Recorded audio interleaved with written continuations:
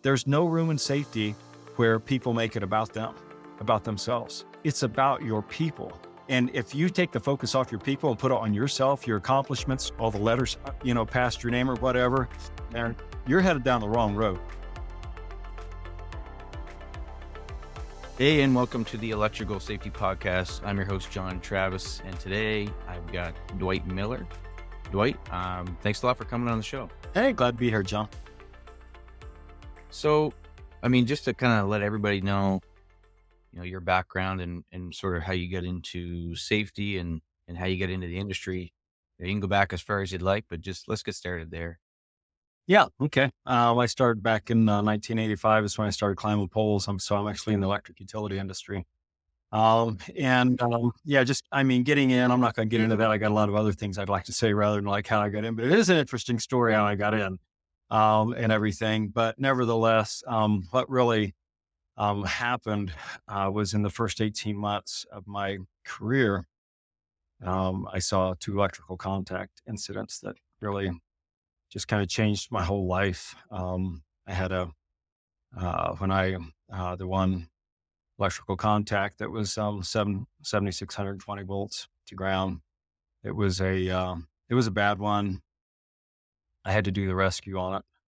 And one of the things that you'll never forget if you experience it is a guy's skin peeling off of your hands when you're trying to wrestle him off the pole and stuff. The smell, you never forget the smell. You never forget the moment. I could tell you all about that from a certain part of that job that day until the end of the rescue, until it was all, I can take you through step by step, just like it happened yesterday, really. And so, it was life-changing. That was crazy. He ended up living. One of the things that was the most crazy about that moment was I ended up almost dropping him in the rescue. I was very young at the time and very inexperienced. All I knew is I had to stay away from what had gotten him. And what haunted me for 2 weeks where I was unable to sleep was actually the part of the rescue that I actually thought the least about. And that was when I dropped him, because in my mind, he was dead anyway, and he was dying. And, so that was kind of like the least of my concerns. Sounds kind of odd, but I'm just saying that's just kind of in my state of time, So anyway, that would have been about 38 years ago when that happened. And so, it really made me, as I grew in my apprenticeship and then went on through into as a journeyman, it really gave me a really safety mindset. It was when that happened, I knew so little at the time. Every time I would see someone working primary voltage, I would actually literally shake while I was down on the ground. I would shake while they were up there working. It was just, it was crazy. So was that before or after this happened? So that was after I'd seen 2 contacts is when, so I was actually going to get out of the business after seeing the second one. I was going to get out. I'm going, well, if this is my end, there's not much use in staying in it. This is what's going to happen to me too. And so anyway, one of the guys that was seasoned, that I was working with, he said, I really think you should stay. And he said, I know you've gone through a lot, you've seen more than most guys will see in their entire career already, Right. and he said, I think you should stay in. And it was only because of that guy talking to me that day that I decided to stay in the industry. It really is. Had he not, I had full plans to get out and do something else. And so, I think sometimes, John, I think we forget about the power of our words, especially a seasoned guy to a young guy. We can speak positive things into their lives, or we can speak negative things into their lives. And, back in the day and growing up in the 80s in the industry, and it was really tough back then, and you didn't have any kind of positivity feedback. And so that was like the first positive feedback I'd ever received, other than the fact that when I started working for them, they said, hey, we see some potential in you. We'd like to get you into the apprenticeship. So anyway, I think it's important that we don't undermine and we don't discount our words. Our words are Mhm. powerful. Our words, it will change careers. The things that we say to others, it will change careers. It'll impact them in one way or another. I know one guy that got out of line work when after working for a foreman for several months, and he was actually my best friend at the time in line work, and he ended up getting out of line work because he just he said it's just not worth it. Yeah. It's just not for me. And So so, what is something that you could, because you mentioned, you were young, especially when that first one happened, mhm, and, what kinda goes through my mind, if I put myself in your shoes, I I'm quite confident I would have no idea what to do, or I wouldn't expect that that would ever happen. So mhm, what is something that you could say to somebody younger in any line of work, lineman, electrician, anything out there about, maybe how to prepare yourself a little bit for something like that, or what you should be thinking about? yeah, okay, good question. The emergencies, it's you can't prepare for the moment the way that you think you might be prepared. I'll just say that. Everything I just say everything goes up to 200 mile an hour, and so doing as much as you can to prepare mentally for it ahead of time. That you go there often, more than once a year. That you run things through your mind when you're not thinking of other things, that you just run things through your mind. Hey, what would go, something went wrong here. What would I do in this type of situation? And of course, John, also the other thing is that you never want it to get to that point. But what we do have to prepare for emergencies. The main part of preparing that we do is we train. We do things right. We watch one another's backs, and we just have the right approach to the job. And so, hopefully, we'll never need that. But the reality is that things do happen.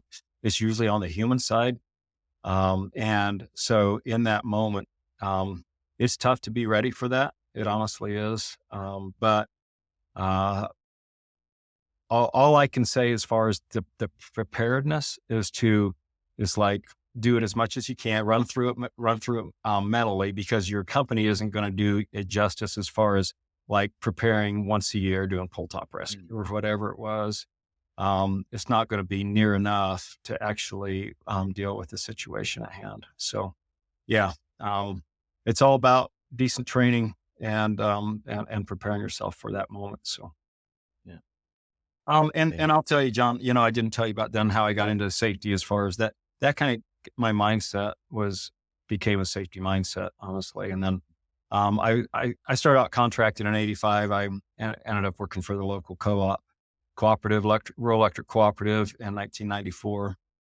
And when I get on there, I ended up becoming um, supervisor in 2004. Ended up leaving in 2007 and took over the apprenticeship training for Ohio's electric cooperatives at the time. So our organization, Ohio's Electric Cooperatives, we're an association. So we have 24 co-ops in Ohio and we have one in West Virginia. There's only one co-op in West Virginia, and we provide them our services. So we provide safety services. So anyway, with that, I took over as the instructor for the apprentice trained in 2007, and then I got into so that was a huge um, plunge into safety in that, and then in 2013 is when I became the director of the department, and now we have 4 full-time employees working at our line worker training field, which is we have an amazing training field, we have an amazing group of guys, and so anyway, so that was how I got into safety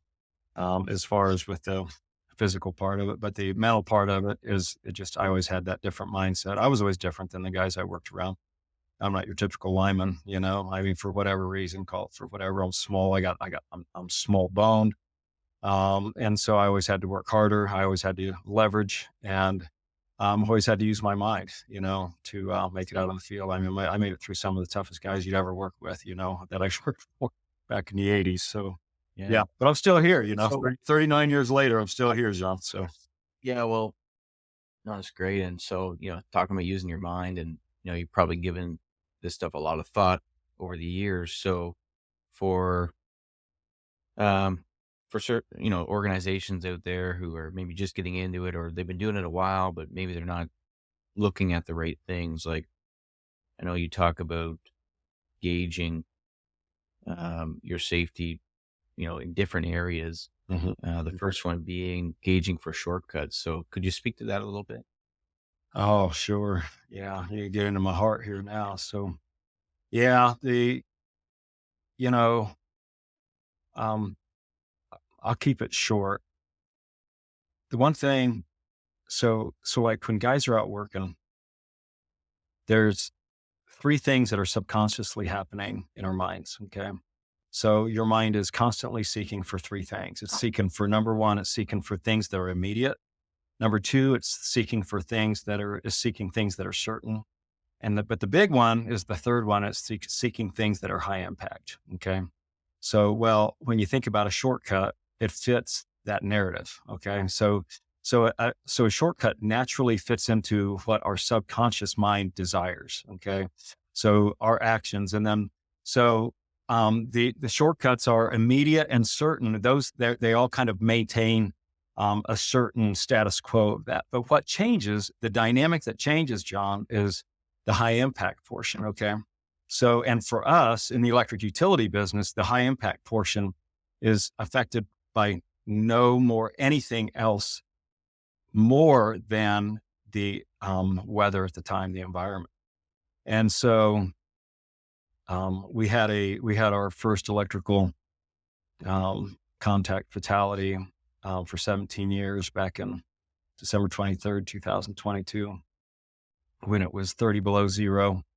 The terrain was just worse than you can imagine. Snow on the ground, terrible conditions, extreme cold, and outages. The wire down, trees coming down.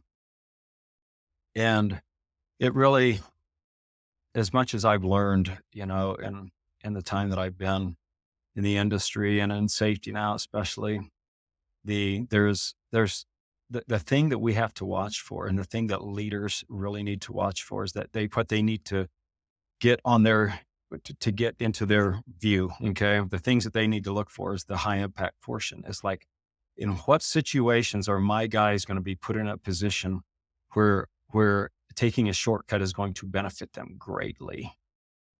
Okay. So in other words, the shortcut, the one thing everybody thinks about is saving time, right? And so it's like, okay, well, when is saving time going to be of a great benefit to the guys out on the field? For us, it's going to be when the chips are down. You've either worked a lot of hours, so you're tired, you're working out in the middle of the night, you are, it's extreme conditions. You're soaking wet. It's 30 degrees and it's raining like crazy out there. And so things start to turn to ice and you're just soaked and freezing. The wind's blowing like crazy. So when you think about those things, those are times that high impact needle goes way up. And so with that, there's only one thing that's going to stop a shortcut. And it's the presence of the things that you're doing well in safety. Okay. The presence of safety. So one of the things that we get so, I'm not going to say we, I'm going to say a lot of people, I'm going to say a lot of senior leaders, they get wrapped up in injury and in the injury metrics, the safety metrics, the DART, the recordables and everything. And so, but what we've found, John, is that we found that the serious injuries and fatalities in our industry, they really have very little to do with any type of the metrics at all. So in other words, um, you can be on the really low end for years and years, but yet you're primed to have a serious injury fatality through an electrical contact. And there's a lot of, we won't get into that, why that is, but there's a lot of reasons why that is. And so what happens is we end up falling asleep because we think that we're doing good. We get this false perception that our guys are out on the field and that they're doing great and everything. And so, and we don't confirm that things are like they think they are sometimes. And, you and I were talking before the podcast, John, about the human factor. And the human factor is you can't, you can't underestimate it. I mean, one of the things I think about the human factor is that you have, where we have better equipment. Okay. We got better training. We have better understanding of what keeps people safe in the field. So we have all these different pieces. And so in our industry, the serious injuries and fatalities are actually on the increase, which is truly unbelievable. When you think Mm, that with everything, we have so many better things. And so they should consistently be going down. In fact, what we're seeing is we're seeing them go up. And so there's a human factor, which means that there's a societal culture shift in some form that is affecting things in the field. And so it really it really should cause all senior leaders to look at the human actions that are happening with their guys and to say, okay, what are some pieces that we can do to help eliminate the human failure? And it's the human performance piece. Call it whatever you want, mhm, but nevertheless, it's the human portion that causes us to act certain ways under certain conditions. And the culture piece, you hear the term safety culture a lot, and that's simply the norms that are produced in an organization through all these different ways that we actually cause safety culture to become what it is. Don't downplay what the safety culture is as to what the decision that's going to be made in the field. I had someone approach me recently. They said, Dwight, you gotta admit that, it comes down to the person out in the field and the decision they're going to make. I said, well, I do admit that. Absolutely. Because that's going to be that's the last piece, but there's so much that is going to be in the culture. There's so much influence of the culture over that decision. And you can't, so take and say that you have a 5-year-old. Okay. So if you have a 5-year-old that is being raised by a drunk father that beats their kid, the mother babies the kid and everything. And so extremely dysfunctional home. Do you think the 5-year-old's going to make some bad decisions? When you compare that to a 5-year-old that is in a home where the parents love them, it's healthy, they discipline them, they keep them within this boundary, and they make sure that they stick to that and they keep them safe mhm, in that boundary. Now you think about the decisions that kid is going to make. It's the same kid. I'm saying the same kid.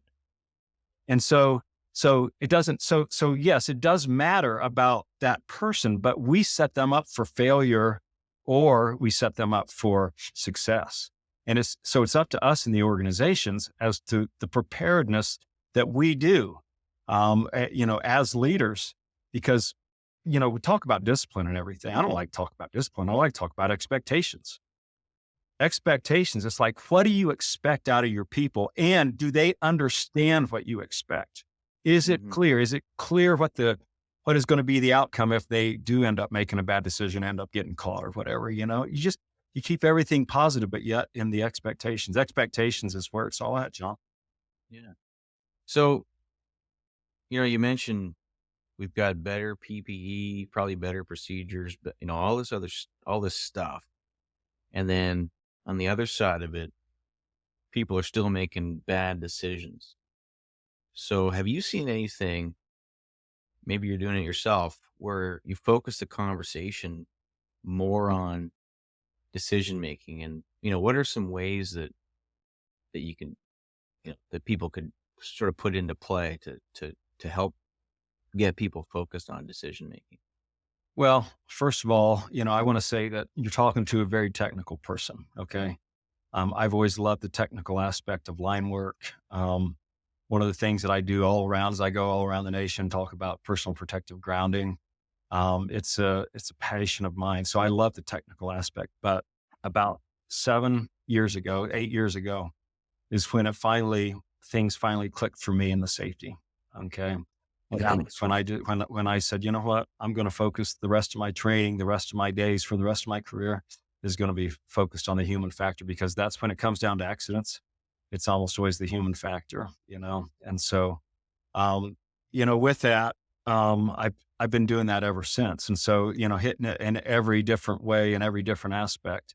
There's a lot of different ways you can look at it, a lot of different approaches you can take. But nevertheless, it comes down to really one thing, and it really comes down to making it about the people and caring. And so, as we advance in safety and we understand how things work, one of the things that has come to the forefront, and is the fact that it all comes down to care. It comes down to the senior leader care for their employees. It comes down to care for one another out in the field. And, say what you want to, laugh, whatever, but it is the truth. And so Mhm. if you don't, I did an accident investigation probably about 2 years ago, John, where I had a situation where a crew had it could have been really bad, but it wasn't. And so, but they wanted me to come in and really kind of take a look at it and see what happened and how they could make some changes. And it came down to three people on a crew of five that absolutely hated each other. And so there was no communication and there was no care. And it was just, there was a lot of really bad emotions going on. And one of the things, when you think about our society, when you think about our culture, what kind of sticks out to you is that how angry people are, how in a hurry people are and how people don't have patience for one another. And it's like, Mhm. okay, how do we find people to come to work for us who are not like that? Mhm. Okay, you hire someone like that, you're good. That's what you're going to get. If you hire someone like that, if you don't vet them, and those are the type of people that you hire. If you hire an angry person, that's what you're going to produce, and that's going to equal accidents. It's what that's going to equal in the field. So number one, it comes through the hiring process. Now with that, with our co-ops, we have a none of we have with our 24 co-ops 25 co-ops that we serve, 24 in Ohio, one in West Virginia. They send their potential employees to us on the technical side. So the guys actually have to climb. They have to do all these different things for a day before they get hired. Mhm. But there's a lot on the human side that they need to do before you get to that point. But one of the things that we found out that has been one of the most important things as far as like the person that you actually put out there on the job is that we will in our training facility, we will actually make sure that we make them mad at least once that day. We're going to push their buttons. We're going to make them really tired. I mean, climbing poles isn't easy for the first time. And so when you push them, when you click that button, what you're going to find is you're going to find out what happens when the rubber meets the road. You're going to find out Mhm. what happens when they're not happy with a situation and that they're getting kind of squeezed a little bit. And it is amazing how many people that has actually vetted.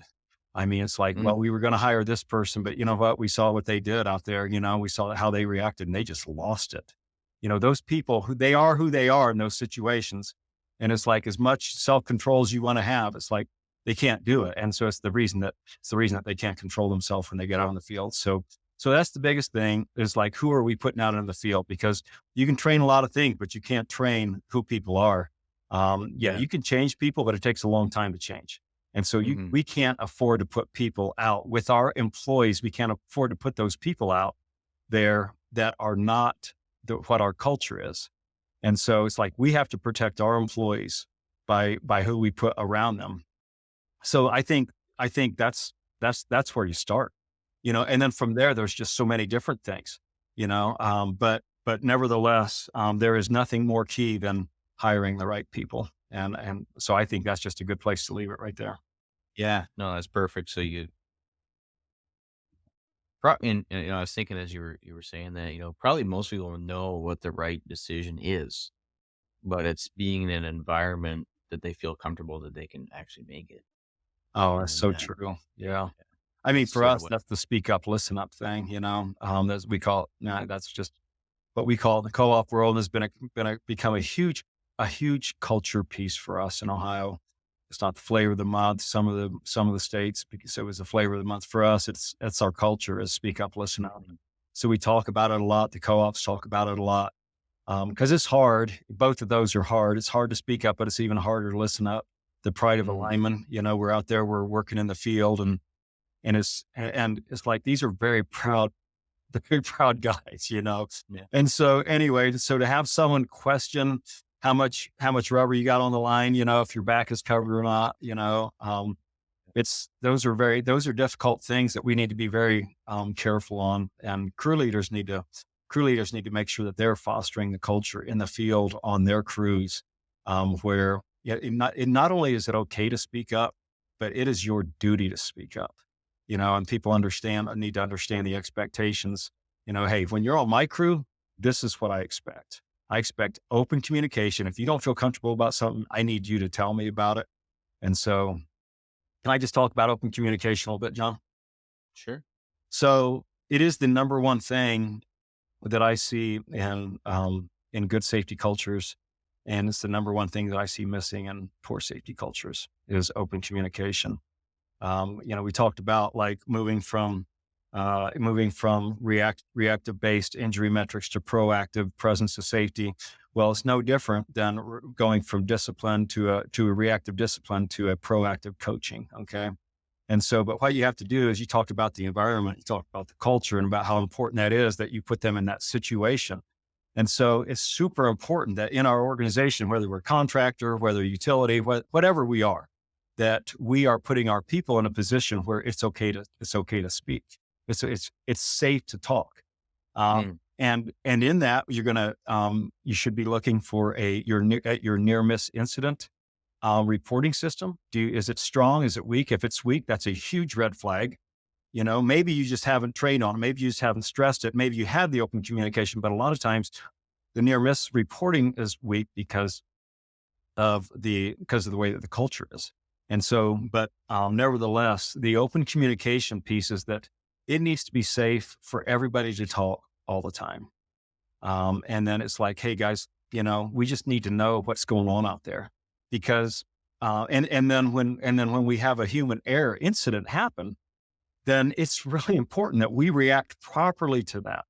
It's like, okay, is it, I love what Danny Rain says. What Danny Rain says, is it will or skill? It's like, I love that. It's like, yeah, is it will or skill? Was it a willful violation or did they mess up? Because I know one thing in Ohio here, we have a lot more mess ups. I'm not of the belief, John, that guys go out on the crew during the day thinking that they're going to go and that they're just going to take shortcuts. I think I've been out on the crew, I was out on the crew for a long time, but I'm not as long as a lot, but I was 22 years before I got into training full time, in '07. But what I saw things just get missed. And so they just don't get talked about and you miss something. It's like, oh, did he see that I missed that? Well, you get, and then, well, he's not saying anything. So let's just go with it kind of thing. That's the way I see shortcuts happen. And so to be able to open up and have open communication where someone comes in the next morning and says, hey guys, I messed up last night. And I just want everybody to know that I messed up and here's what I did. And I want to make sure that you guys hold me accountable to that I don't do that anymore, and so, or if it's a human error, where Mm. you have something grounded improperly, whatever it is, that you have that human error piece out there.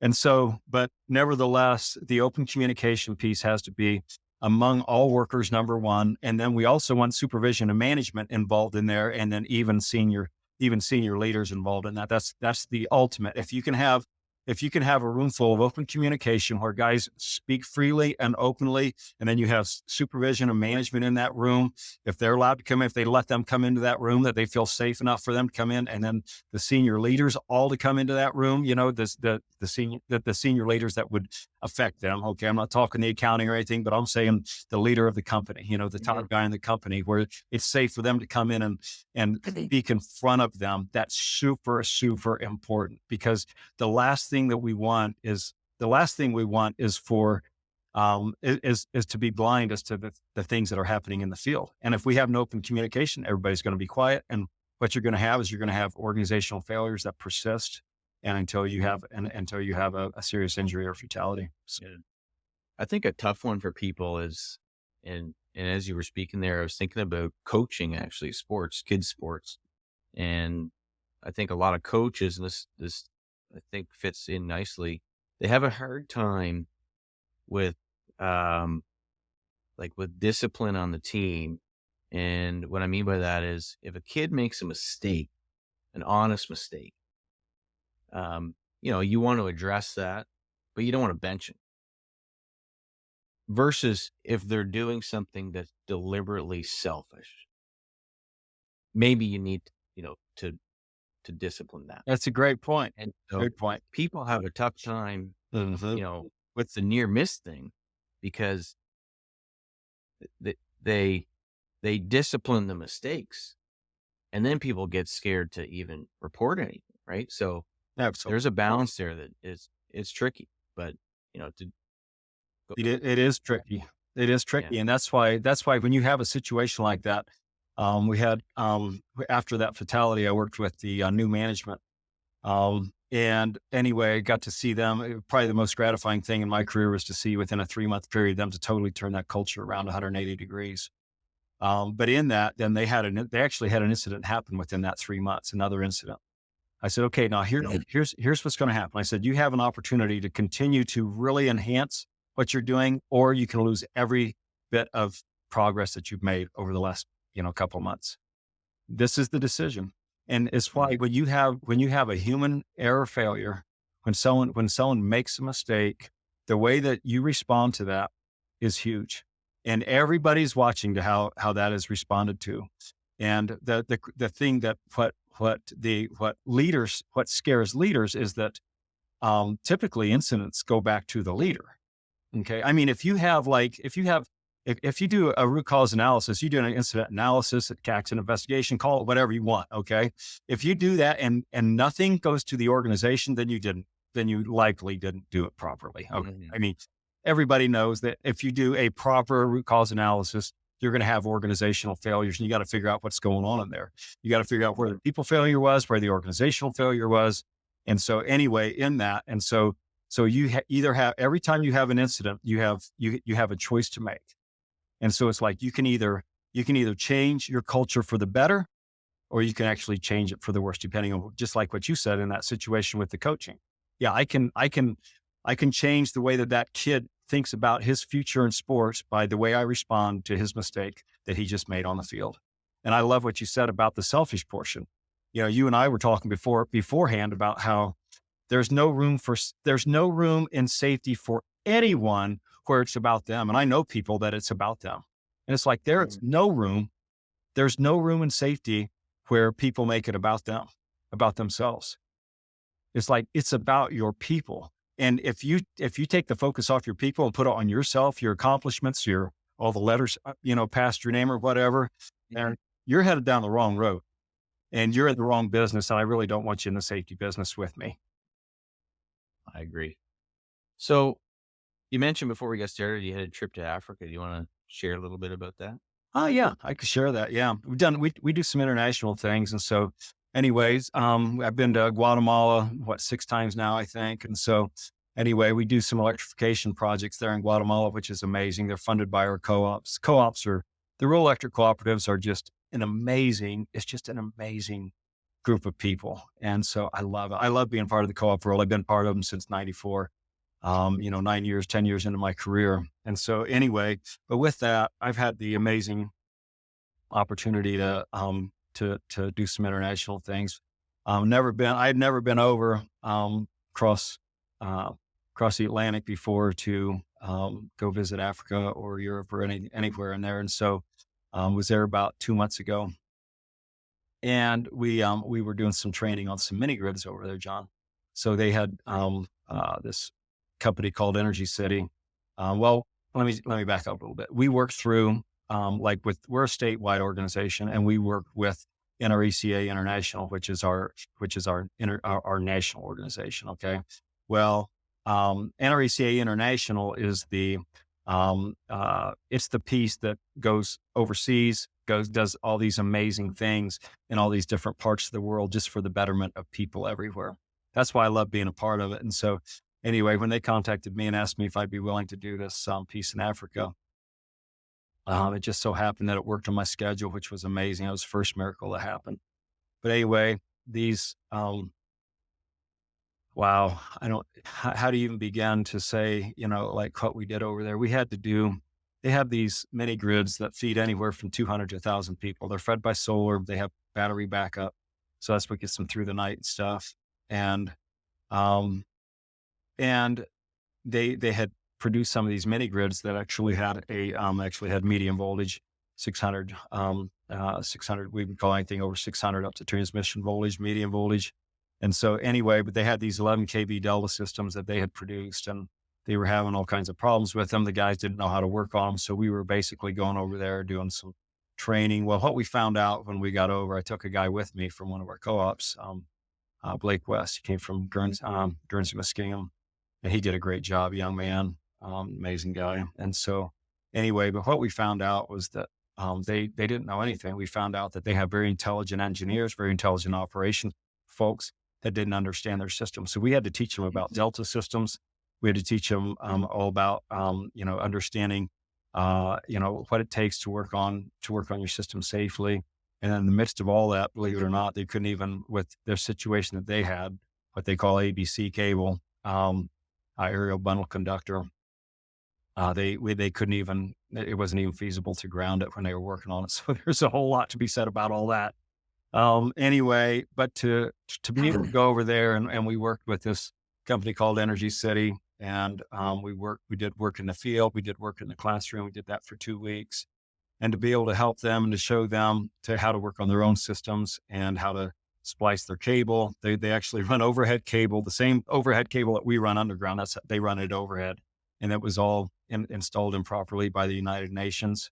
And so they had all kinds of issues with the shielding. They hadn't grounded the shielding. And so there was just a lot going on there that we were able to help them with and get a whole lot of movement. And so anyway, it was just it was honestly just one of them pieces that is going to be more to me than many of the things in my life.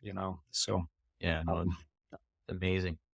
And no, this conversation has been amazing. You're definitely making a difference in people's lives, and hopefully that there's some more that hear this and they get some good takeaways. I don't know, Dwight, if you have anything coming up that maybe you want people to know about, or something that is important that you could kind of plug here, or maybe if someone just wants to reach out and have a chat, maybe where they'd find you. So yeah, and as far as anything coming up, I mean, for me, it's just me and my travels, me and my duties here. So I do stuff on the side. I'll be retiring in a couple of years. And so anyway, so I'm kind of preparing my side business for that. But the things I do for our co-ops, I do my regular job. And so, but they're welcome to contact me. I do speaking all over the nation, and you can contact me at Dwight Miller at ohioec.org, or you can give me a phone call at 614-448-8878. You can text me, call me, whatever you want to do there. And if you're interested, we can talk. I do a lot of, like say, do the personal protective grounding is the heart of what I do on the technical side. There's so much to do with it. And I just want to say this. I do want to say this. We talked about a lot of the human pieces. It's not all human, John. For us, overhead distribution, it's a lot of human pieces. It's the shortcuts for underground. A lot of times it's human error, and then for transmission, a lot of times it's lack of training. So there's a lot of different pieces involved, and it's why when one person comes into the industry and says, "I have all the answers," and they act like they have all the answers through their methodology, I don't mm, listen to them people. So it's like you got something to offer. We all, everybody has something different to offer, and it takes everybody working together, to try to make this industry better and to try to make a difference wherever we're at. You know what I mean? So anyway, with that, I appreciate you interviewing me today, John. And I just say God bless to every one of you. My Christian faith is the most important thing in my life. So, well, thanks so much. It's great to have you. all right, thanks.